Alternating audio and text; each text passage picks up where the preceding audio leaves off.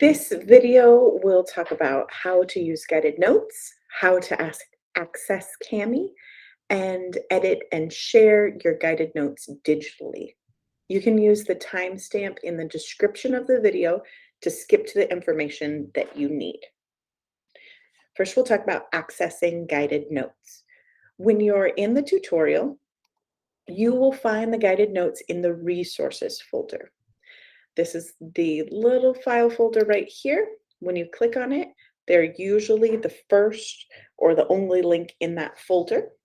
And when you open that link, it will open in a new window. Now, to open the guided notes in Kami, that will allow you to edit these notes. So you'll click on that blue button that says Open with Kami. If you are using a student Chromebook, Kami is already connected. You'll just need to log in with your student account and allow Kami to share documents with your student Google account. If you're using a personal device, talk with your teacher about how to connect Kami and any troubleshooting you might need to do. I've opened this document in Kami before, and you notice that on April 12th, it saved my work. There are 6 changes that I made to it. I'm going to open this one that only has 1 change made to it. If you are using this to edit your guided notes, then you'll want to only open 1 document to avoid having multiple copies. I'm going to go ahead and open this back up, and it will have that edit that I already made saved in there. So you can start right back where you left off. Let's talk about some of the tools that you can use in Kami. On the guided notes, you'll see the areas that you need to fill in are gray. These are autofill sections. So you can use the arrow tool to click and type in that box.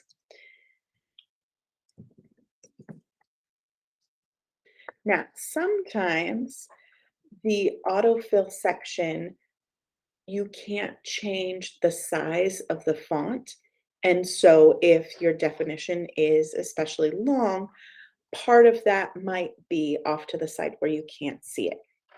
If this is a problem for you, then you can use the text box. That's this T right here.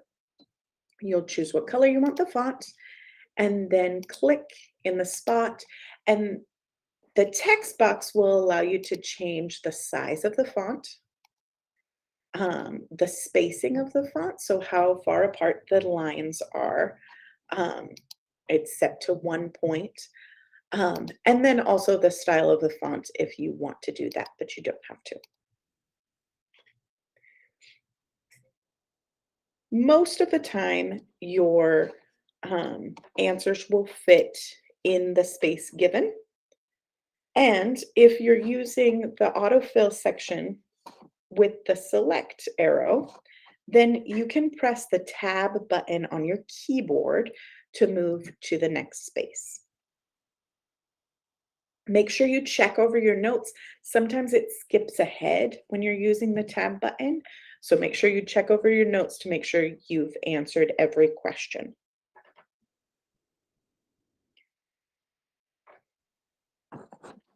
Like I said before, with the text box tool, you can change the font, the size, and the line spacing.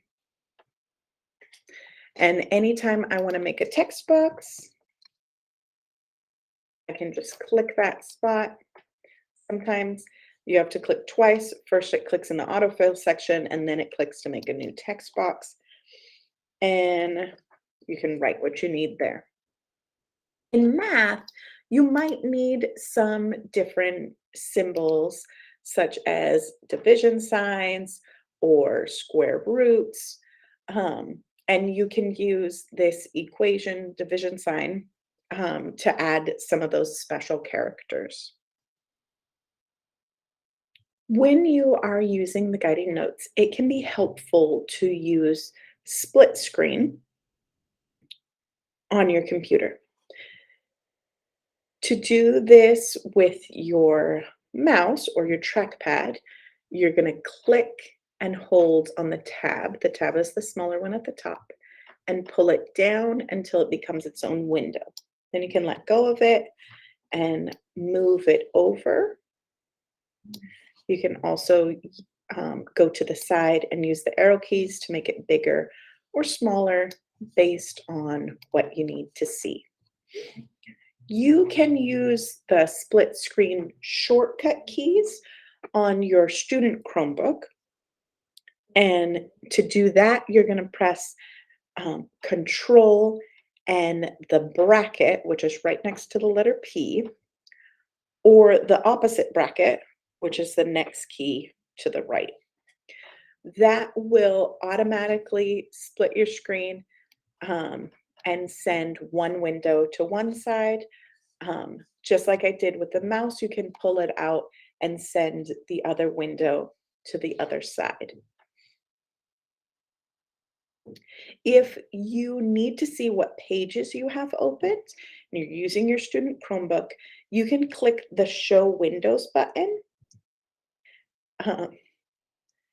It is the rectangle with 3 lines next to it, and that will show you all the windows that you have opened at that time. Now let's talk about answering questions in the guided notes. The first section in many of the tutorials is the glossary section. Most classes have in the resources tab a link to a glossary. You can use this glossary to find the terms and front load your vocabulary so that you know the new terms that are going to be used in the tutorial before you read or listen to the other content. The terms in the glossary are in alphabetical order, and the terms on the guided notes are typically in the order that they appear in the tutorial. I can search for the words in alphabetical order, scroll down until I find I'm looking for the word conventions. And here is the definition for conventions. And I can write that right into the spot here. Or I can use shortcut keys, Control F, to search for the word that I want. In this case, the next word is style. And it will bring me straight to that word. Again, that's shortcut key, Control F. And I can type that definition into the box there. The next thing you'll notice as you're going through your guided notes, many of the guided notes have an objective section. This is one of the first slides in the tutorial. And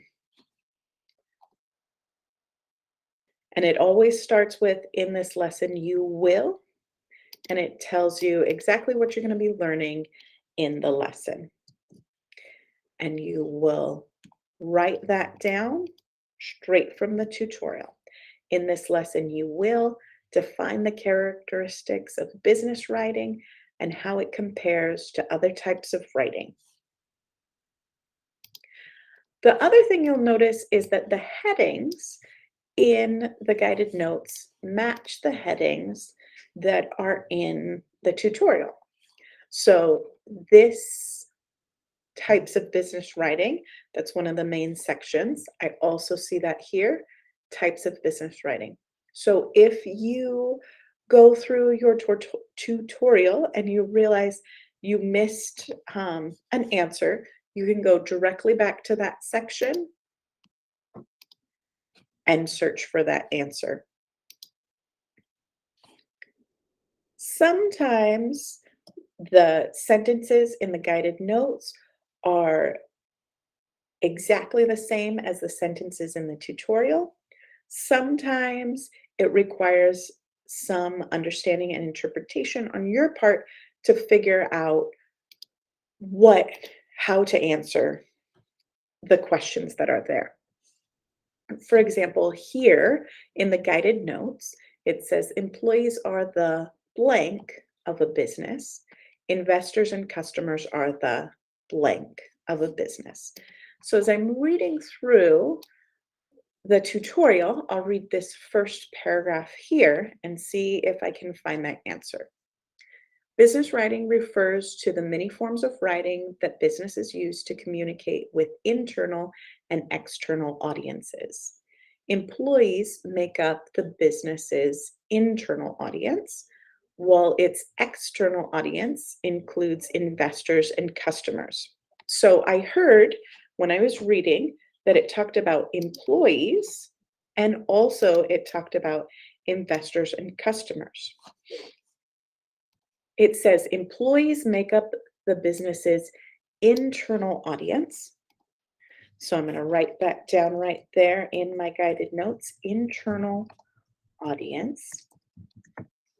And investors and customers make up the external audience. So I'm going to write that here, external audience. You're going to continue on through your tutorial. Sometimes the answers to the blanks are inside mini slides. So this slide here has several other mini slides, and you're going to summarize what it talks about in each one. So for the resume section, it tells you several sentences about what a resume is. You're going to summarize that in these couple of lines here.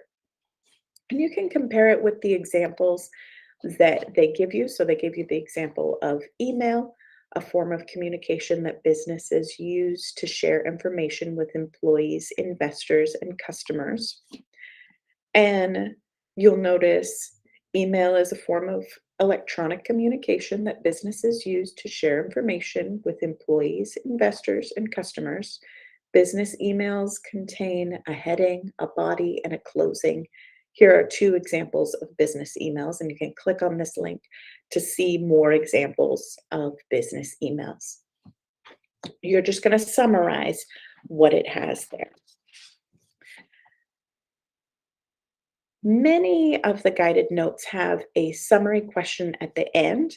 This is not an answer that you will find directly stated in your guided notes. This is you interpreting what you learned while you were doing this tutorial. So make sure you answer that question the best that you're able to.